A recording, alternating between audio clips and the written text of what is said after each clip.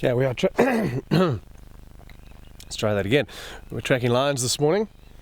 It's something we love to do out here. It's pretty much the most fun you can have with your clothes on. And we're not too sure who this is, or which lions they are. We've got to find them first. Here's a track down here. So just given where we are on Londolozi, we figure this is either the sticks or the Mangaian pride. And they're quite spread out here, so it's difficult to get exact numbers. But it looks to be about four or five of them. It looks like there's a male with them from the tracks. Males have a slightly broader track. So one thing with tracking, it's not just about following a trail of footprints, also about trying to interpret what was happening. And at the moment, a lot of tracks are coming together from different directions. So most likely the lions were hunting here. They were spread out, following something or trying to stalk or something. There was some zebra here this morning. Wouldn't be surprised if that's what they were after. Ooh, some suspicious looking leaves there. So one thing that saves time in a situation like this is a lot of animals in the bush will use the path of least resistance. Even though it's winter and fairly open, they're established game trails. It makes it a lot easier for animals to move. And this helps us considerably because once they're on a trail like they are now, see stretching off behind there, this is where the lions are walking. They generally stick to that line for quite a bit. So you can follow at a much higher clip and close the gap. One of the warning signs of the bush is a call of an oxpecker. It tells you there's a herbivore ahead. It's a couple of rhinos. They don't know we're here. We're downwind, so they won't be able to smell us. One female has a tiny, tiny calf. So we'll try to get a view. This is a wide angle lens, so we won't be able to get a close-up, but let's see what we can get here.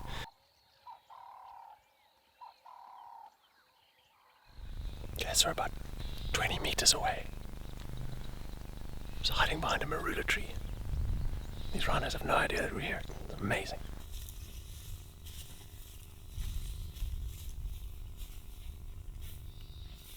So tracks of the lions we were following pretty much went straight past this tree, past where these rhinos are feeding.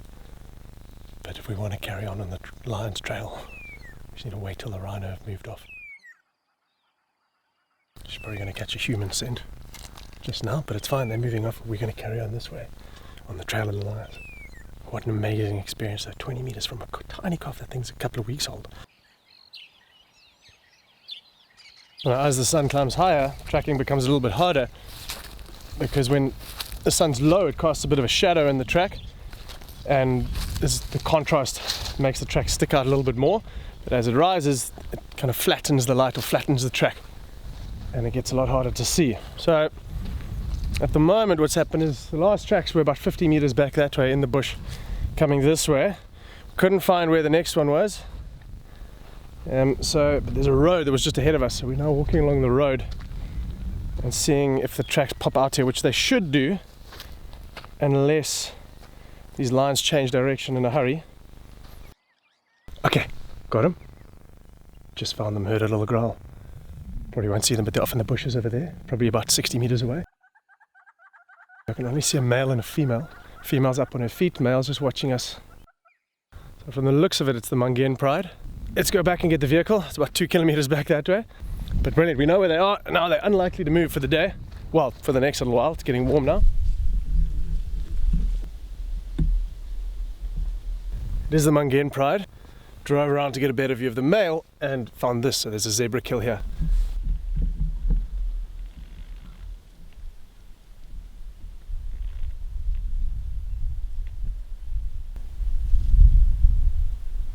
When we just got on the tracks, we said there were quite a few zebra in the area, so it seems like that's what they were after.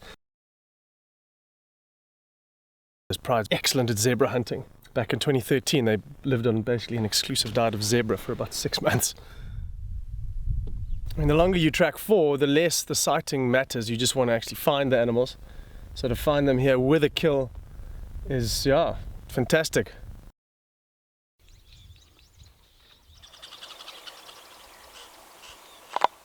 We've just spent an incredible morning with the tortoise pan male. We had a report from our habitat driver, Frank, that there was a leopard interacting with hyenas. So we came in here to have a look, and he was lying on this beautiful fallen over marula tree.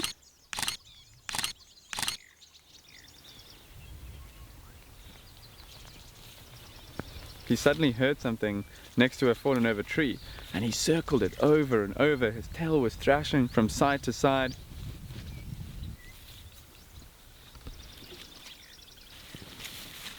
Clearly there was something in there, but he was just unable to get to it.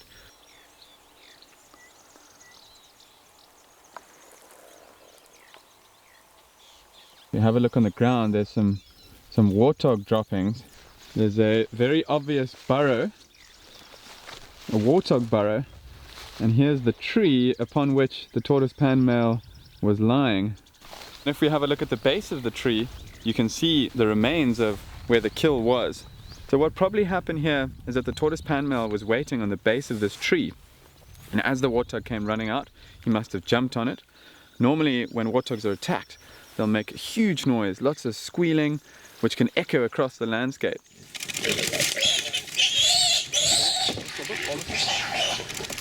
Any hyenas that were in the area would have come running in and stole it away from the tortoise pan male before he was able to pull it up the tree. Listen to the hyenas.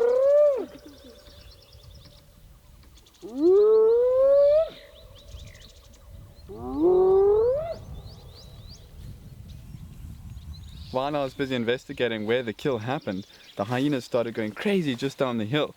So we came down to have a look, and we found about 10 hyenas all running around chasing each other, and there it was, the head of the warthog, the remains that the tortoise pan male was unable to keep.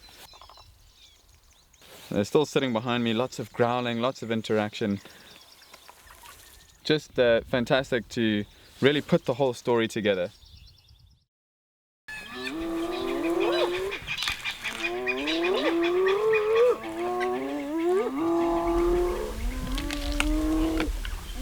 So we're with a clan of hyenas first thing this morning, and they are finishing the remains of an impala carcass, which we're fairly sure was killed by wild dogs. James and Guy saw one or two dogs running in here. We found the carcass and the hyenas because of squealing interaction. I mean, it might have just been the hyenas arguing with each other, but the fact that there were wild dogs here almost certainly means that this impala was taken down by them. And hyenas will often trail wild dogs, knowing what high success rates packs have.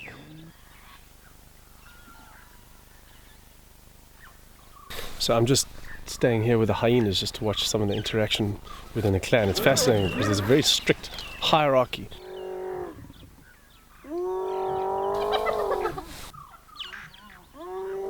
All females outranking all males, and then within the female and male subsets there's a ranking system.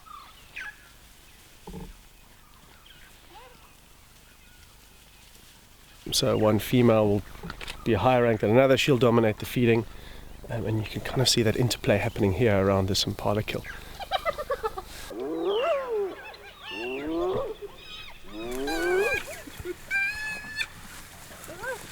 But the perils of being a noisy species like a hyena means that you attract unwanted attention from time to time. Case in point, they've just been robbed by the Tsholala lioness.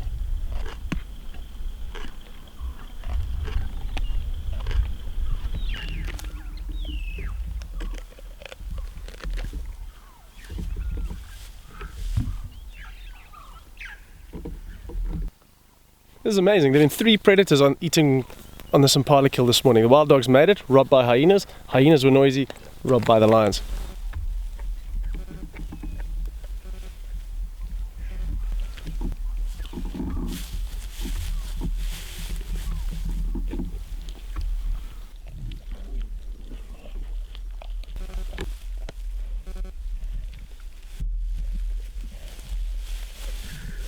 This is great. We haven't seen these two for a couple of weeks, so fantastic to see them both alive and well.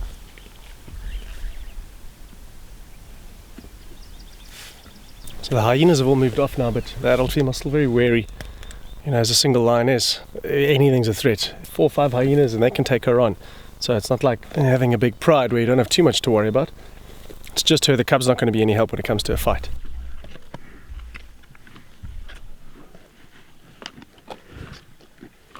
Not only hyenas she's worried about. If the noise from the hyenas fighting brought her in, it could even bring other lions in. So I think shame, that's just her life now, just constant alertness.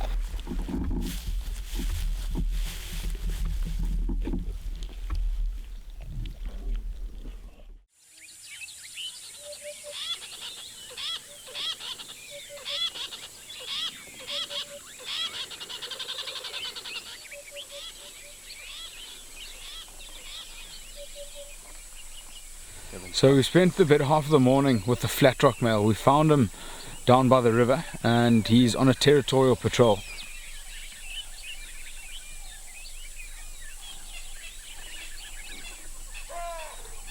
He's been stopping at various trees and scent marking. At one point it seemed like he was on the trail of another leopard.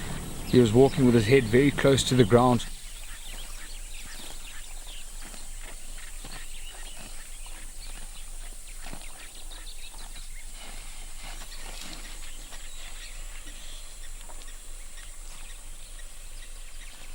So we thought we could predict his movements, and we were wrong.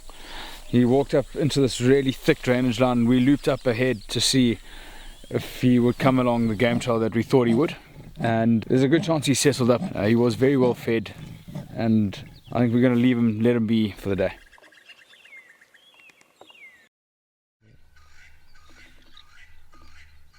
So we had set off this morning hoping to explore some of the far reaches of the reserve, areas where we don't often get to, and we were taken by complete surprise as we came around the corner. We found a female cheetah and her two cubs basking in the sun up on a termite mound. Cheetah tend to move around a lot more during the day. So when there's lower competition from lions, leopards and hyenas, and so it's still early morning, they're probably just going to bask in the sun up on this mound for a little bit longer, and there's a pretty good chance that they might get up and start moving around.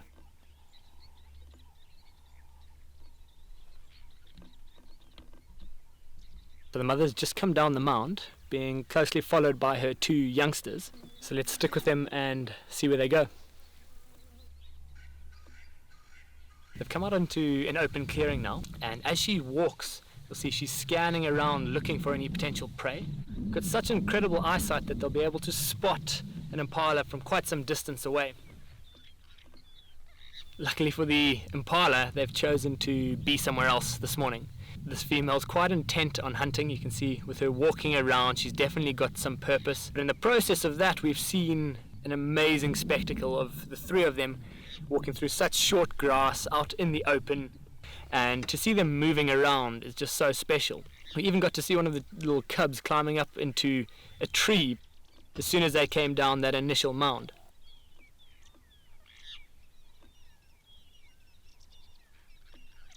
So they've started to settle down now on another mound. It's getting warm, the cubs are looking a little bit tired, they're not used to walking around so much, so intently. So they're probably going to rest here for a little while. We've had a stunning sighting with them, so I think let's let them be and wish them luck today.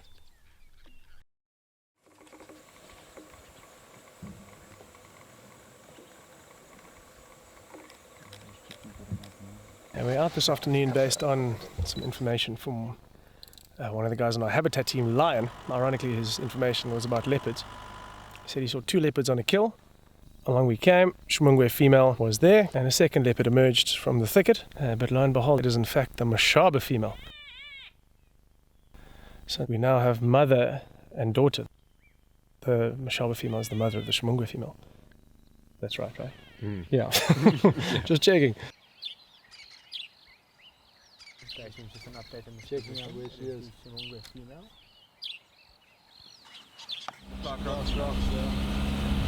Okay, the Shimungwe female's walked off. She's heading towards a nearby waterhole. So we've just nipped back to the water to see if we can catch the Shimungwe female going for a drink.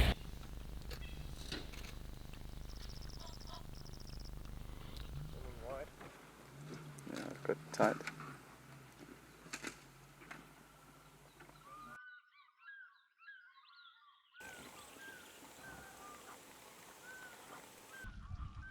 We made it just in time, got here just as she came down for a drink, right in the corner of the waterhole.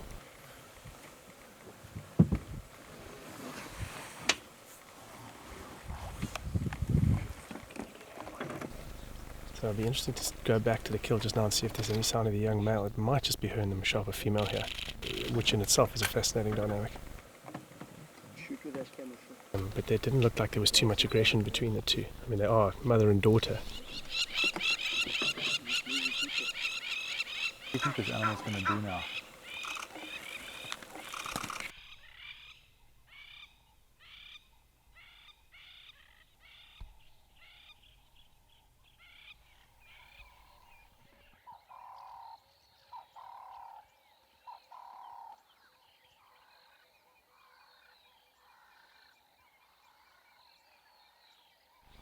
Now she's pretty full. She's come to lie in the long grass.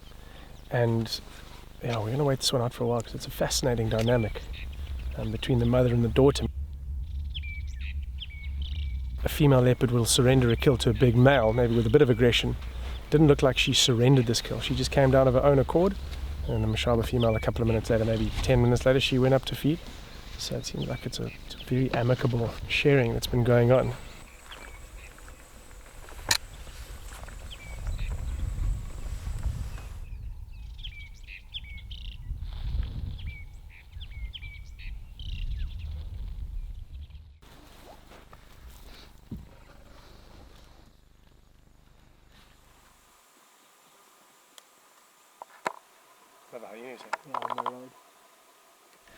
The sun's just going down behind us and the Mashava female is now still up in this tree.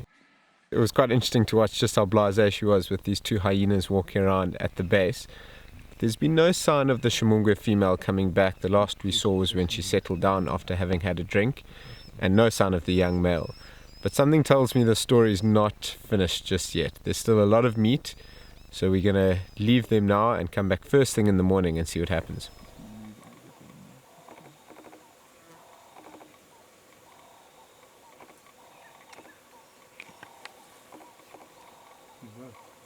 Forward.